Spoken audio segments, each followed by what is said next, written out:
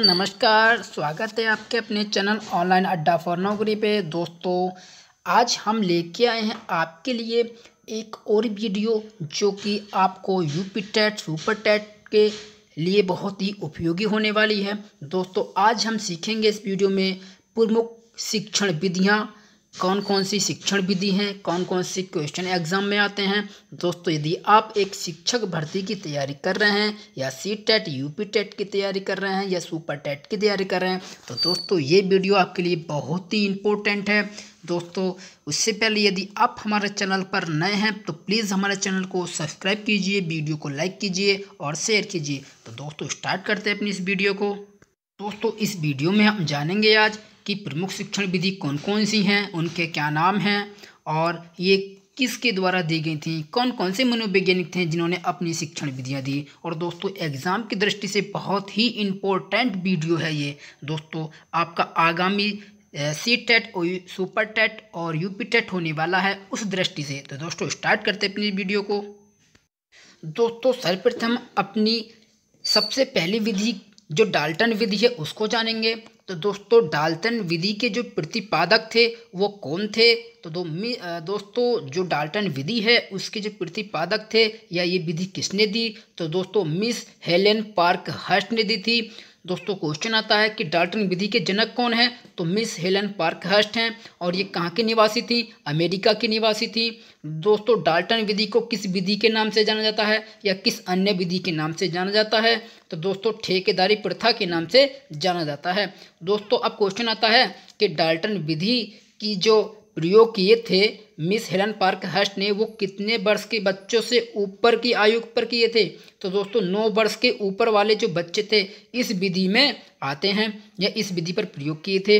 दोस्तों, क्षमता के हिसाब से कार्य का बंटवारा। दोस्तों क्वेश्चन आता है कि किस विधि में क्षमता के आधार पर कार्य का बंटवारा किया जाता है? तो दोस्तों किस में किया जाता है? डाल्टन विधि में किया जाता है। दोस्तों नेक्स्ट, 4 सप्ताह यानी 4 भागों में बांटकर क्या है कार्य किया जाता है।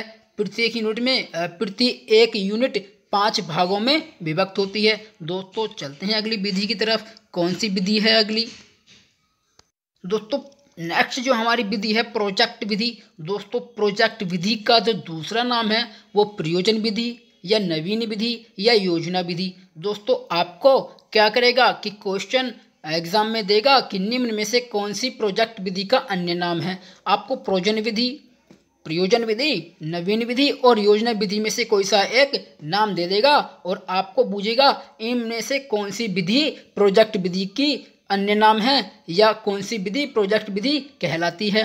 तो दोस्तों आपको इन तीनों जो मैंने नाम बताए हैं आपको इस वीडियो में प्रयोजन विधि, नवीन विधि और योजना विधि में से कोई सा एक टिक कर देना है जो आपको वहाँ पे दिया हो। दोस्तों क्वेश्चन आता है कि प्रोजेक्ट विधि के जनक कौन है? प्रोजेक्ट विधि दी किसने थी? तो दोस्तों प्रोजेक्ट विधि के प्रतिपादक या जनक कौन है? किलपेट्रिक हैं। दोस्तों अब क्वेश्चन आता है कि प्रोजेक्ट विधि कैसी विधि है? तो दोस्तों ये सामाजिक विधि पर आधारित विधि है। दोस्तों जो जॉन डीवी के शिष्य कौन थे? किलपेट्रिक थे, यानी किलपेट्रिक के जो गुरु थे वो कौन थे? जॉन डीवी थे। ठीक है दोस्तों। अब दोस्तों प्रोजेक्ट विधि को कितने सोपानों में बांटा गया है? कुल 6 सोपानों में बांटा गया है। ठीक है दोस्तों, चलते हैं अगली विधि की तरफ। दोस्तों नेक्स्ट जो हमारी बाल विकास की विधि है वो है किंडरगार्टन विधि। किंडरगार्टन विधि। दोस्तों अब हम यहाँ से जानेंगे कि किंडरगार्टन का अर्थ क्या होता है। तो दोस्तों किंडर का अर्थ होता है क्या? बच्चा, और गार्डन का उद्यान, यानी बच्चों का उद्यान किसकी विधि है? तो दोस्तों किसकी है? फ्रोवेल की है। अब क्वेश्चन यहाँ से बनेगा कि किंडरगार्टन विधि के जनक कौन थे दोस्तों? तो दोस्तों फ्रोवेल महोदय थे। दोस्तों फ्रोवेल महोदय कहाँ के निवासी थे? तो दोस्तों ये जर्मनी के निवासी थे। ये कौन थे दोस्तों? ये शिक्षा शास्त्री थे। किंडरगार्टन विधि के जनक फ्रोवेल थे, जर्मनी के निवासी थे और ये शिक्षा शास्त्री थे। दोस्तों किंडरगार्टन विधि में जो प्रयोग किए गए थे वो कितनी आयु के बच्चों पर किए गए थे? तो दोस्तों 4 से 8 वर्ष की आयु के जो बच्चे थे उन पर क्या है? प्रयोग किए गए थे। दोस्तों किंडरगार्टन विधि कैसी विधि है दोस्तों? तो दोस्तों ये खेल पर आधारित विधि है। दोस्तों इसमें खेल के बारे में या खेल खेल में सिखाया जाता है। दोस्तों किंडरगार्टन विधि में क्या होता है, कल्पना शक्ति का विकास होता है दोस्तों।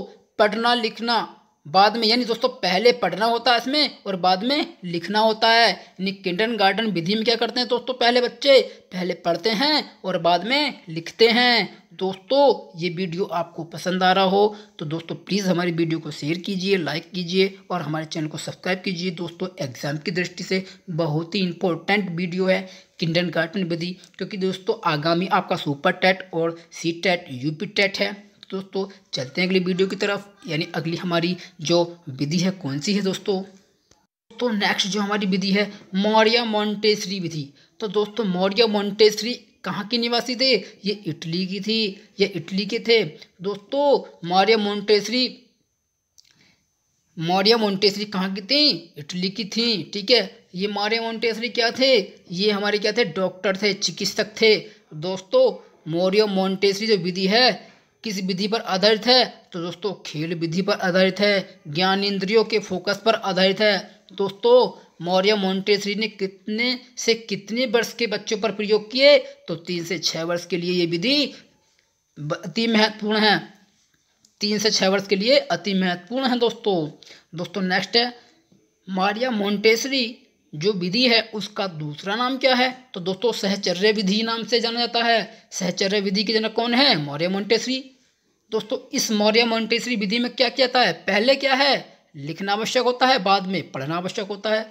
तो दोस्तों ये वीडियो आपको पसंद आई तो वीडियो को लाइक कीजिए, शेयर कीजिए, सब्सक्राइब कीजिए और दोस्तों मिलते हैं अगली वीडियो में। Tata bye bye.